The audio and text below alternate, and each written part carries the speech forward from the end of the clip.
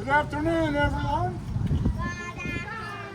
I'm going to do a little demonstration of the Bill Stoko collection. These signals all belong to a signal supervisor for Southern Pacific who lived in Tehachapi. He was the signal supervisor in Tehachapi from 1967 to 1989. And these signals all work. They all work. They used to be in his backyard right down here on F Street. When he passed away, his wife sold the bulk of the collection to the city. And when we were done with the museum, we put them up here. And they're all beautiful and they're all in working order. And as I go along, if you have any questions, feel free to ask. My name's Mark McCown. I work for Southern Pacific and Union Pacific from 1979 to 2019 in the signal department. So a lot of the stuff that I know about these signals I learned from Bill, because very few of these were still around when I went to work in 1979. So I'll start down here at the Griswold.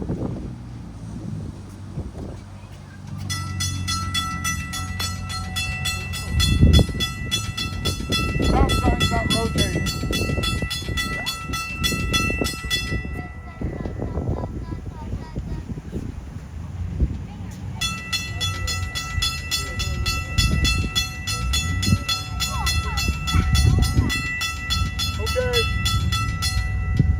This is a Griswold rotating banner. This stop sign is supposed to rotate. I don't know why it isn't. But this is one of the early types of electronic crossing warning system. And at one time, this type was actually required back in the Northeast.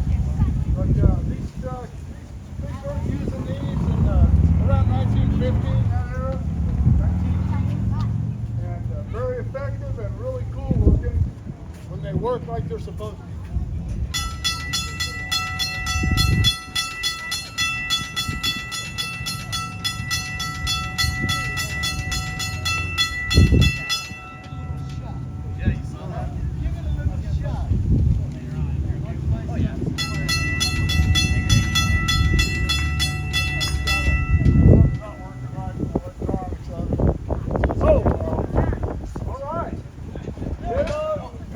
Turns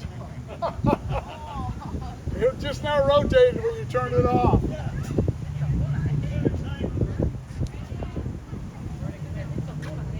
Just imagine that the bells are ringing and lights are flashing. Go round and round and round? No, it just goes this way. Supposedly when the lights are flashing, you can see this. The lights turn off and it turns sideways.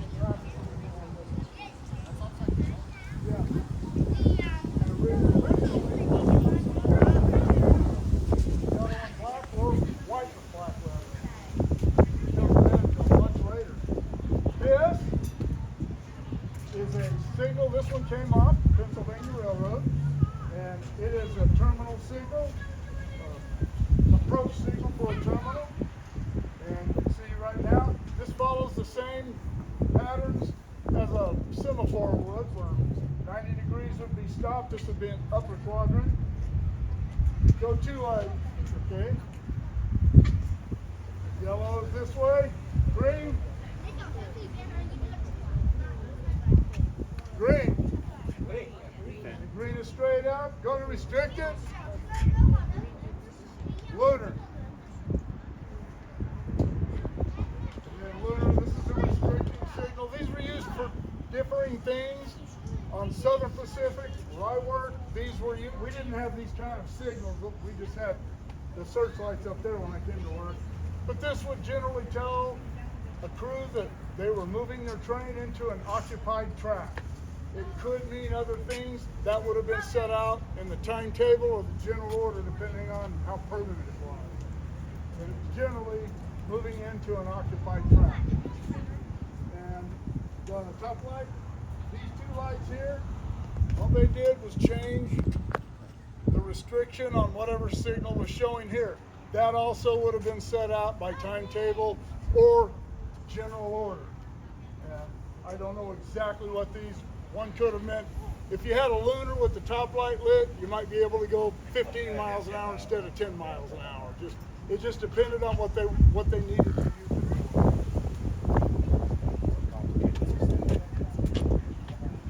just a 3-color dwarf, and this is a color light only. Pretty straightforward.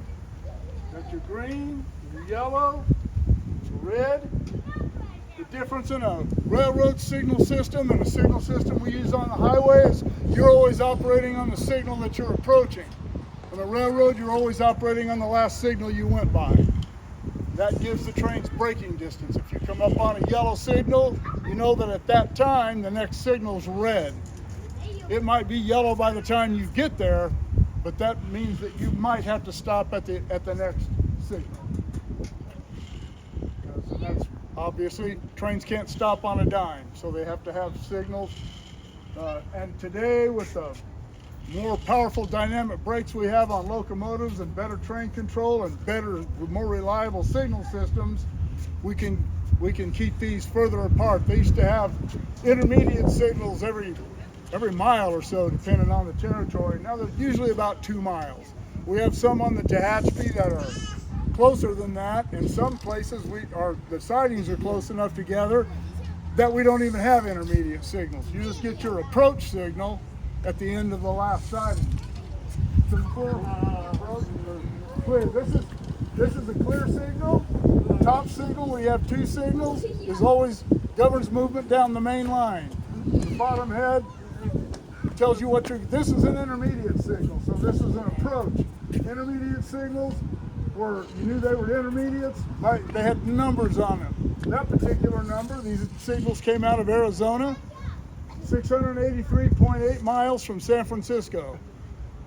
And why that has a W on the bottom, I don't know, because Southern Pacific, all evenly numbered signals were eastbound signals, and all odd was the reverse. So this would be a clear signal, telling him he's going to go straight. This would have been in advance of a home signal, which would have been at, say, a switch or an interlocking. This is an approach. This would have told the train that he is going to take the next turnout. When he gets to the home signal, the switch is going to be reversed, or in some cases they would have to get out and reverse it themselves. But this would have told him he is going in the next siding or through the next interlocking or off onto another main, whatever. He's going to go in the turnout. And we have this opened up over here so you can kind of see how the guts of these things work if you're interested. These are electronically operated. To go down, they have to be motored down. All railroad signals are designed to be fail-safe, so if they lost their energy for whatever reason, they would automatically go to their stops. This is the stop position on both sides, on both signals. These are block indicators. We always call them motor car indicators because that's primarily what they were used for. You remember the little boxy-looking things you used to see going down the tracks? Those were motor cars. They use pickups to do that today. You see them pickups driving down the tracks? Those are high rail vehicles. Track inspectors use those, and they used to use the little motor cars. And in the days before reliable radios and in some places the lack of a signal system, if a motor car operator came up and saw, are they all clear? All of them are cleared? Okay, there it goes. If it came up and saw, we use this type up here. That's all we ever use. We use these exclusively. These came from other places, but they say the same thing. This tells the motor car operator the block is clear and there are no signals cleared. So he can just continue to go. Stop. If they come up and they're like this, that means the block is either occupied or a signal has been cleared. There are always 2 people in a motor car. At each one of these locations where they would have these indicators, they would have a small set-out track. The guys that get out, pull handles out each side of the car and lift it up, turn it sideways and set it out of the way. And they had to wait until a train went by and this signal cleared, and that meant there were no more clear signals. If the train went by and just stayed at stop, that meant another train was coming or another signal was clear. So they'd have to wait until these were clear before they could set their motor car back on the tracks and go on about their business. The P on these signals meant that this signal governed the movement over a protective device like a high water detector, a slide fence, something like that. At a normal intermediate, if it was red, you didn't have to stop, you just had to slow down to restricted speed. It's still that way until you come to a control signal that is red. If it is with a P, if it's red, you have to stop. Someone has to get off the train and walk ahead of the locomotive to make sure the bridge isn't out or there's not a bunch of rocks up boulders on the tracks or whatnot. So that's what the P's are for. We don't use those anymore. It's all just set out in the general orders, and that's something that the trainmen have to remember. Searchlights.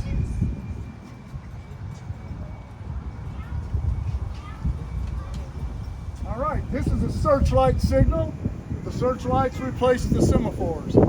Inside the housing, behind these backgrounds, there's a box right there you can see, and inside there is a DC polar relay that either flips normal or reverse depending on the energy it's receiving. And it has, this is called a spectacle. This has a spectacle inside it, but it's only about that big. Has the red roundels in the middle, the counterweight's on the bottom, yellow's on one side, green's on the other. And then there's a magnifier, a light bulb with a magnifier behind it. And then you have another magnifier at the front of the mech, and then an 8 3/4 inch magnifier here. It makes a really good signal, but it has to be aimed kind of specifically, whereas the new LEDs, you can see those from off any direction. But when you apply normal polarity, you would have a train go by a signal, the signal would be red. When he passed the next signal, this signal would go yellow and receive reverse polarity, and it would rock the head over to the yellow position. When he cleared the signal beyond that, this would rock over to the green position. That's how we kept trains separated from each other. And you also have flashing yellows, which we don't have enough flasher relays to do that here, but you also had a flashing yellow, so your signals were green, flashing yellow, yellow, and red.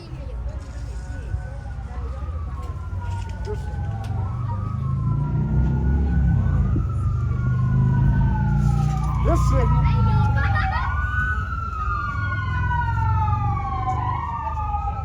busy guys this afternoon. This signal came out of Grand Central Station in New York.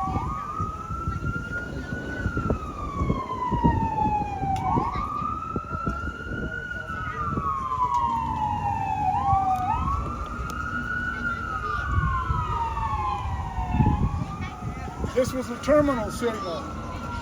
And the reason that this one had the board and the lights is because this is one of the very early signals that used incandescent lights, and they weren't very good lights back then. So during the day they were harder to see, so they left the semaphore blade on it, and the red with the white, you see the red with the white up there, it meant the same thing. This was a signal that had to be observed according to its position. This is a position and a color signal, as are the semaphores. And those there are just color signals. These semaphores, same thing, color signals. And this one, almost every signal I ever worked around used 12 volts DC to operate. And this one had a 110 volt motor. You said that you guys rewired this for DC? Well, yeah, we were told it's 110 DC. Oh, 110. We just put a... You just dropped it down to 12 volts. No, it's still a... Oh, it's a 110, okay. 110 All right. DC. DC, I'm sorry, this is 110 volt DC. I thought I heard them saying that they changed this, but they haven't, which is probably normal back there, but unheard of out here. But yeah, really cool signal. Wigwag.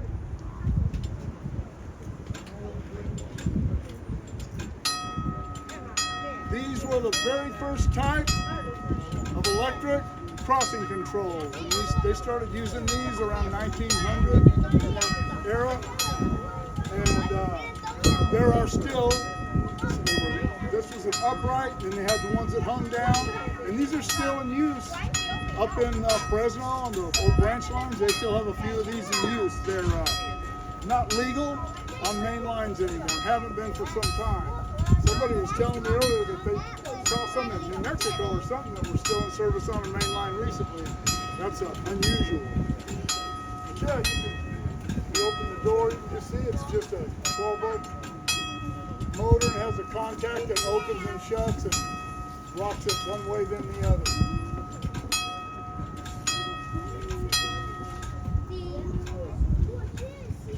This is another indicator. This light here, they could have used that.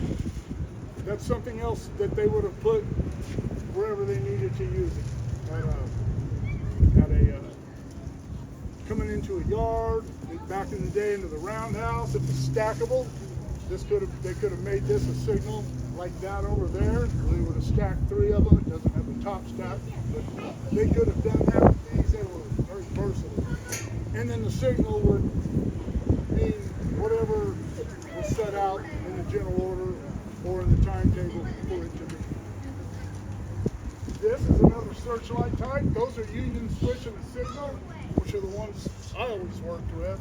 And this is a General Railroad signal one, but it works the same way. If you look down here, you'll be able to see it kind of go from one color to the other. You'll see it go to the black when it rocks between the roundels.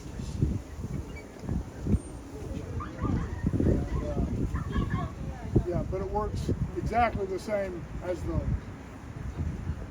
Okay, move over here. Another thing that you might notice is the blades on the semaphore. The one on the bottom, how it's different from the red on top. That is a signal that you have to obey based on whatever that's set out, on which sometimes railroads did it differently. They would have a flat-ended blade with one color with one stripe. It didn't matter. Some were green with a black stripe. But it didn't matter. That was your signal from the main. The one with the fishtail on it meant that this was a distant signal. Home signals would have had either a flat end or a round end.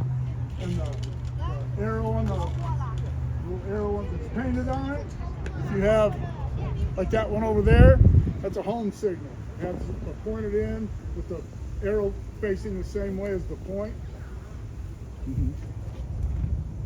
Okay. All right, we'll move over here.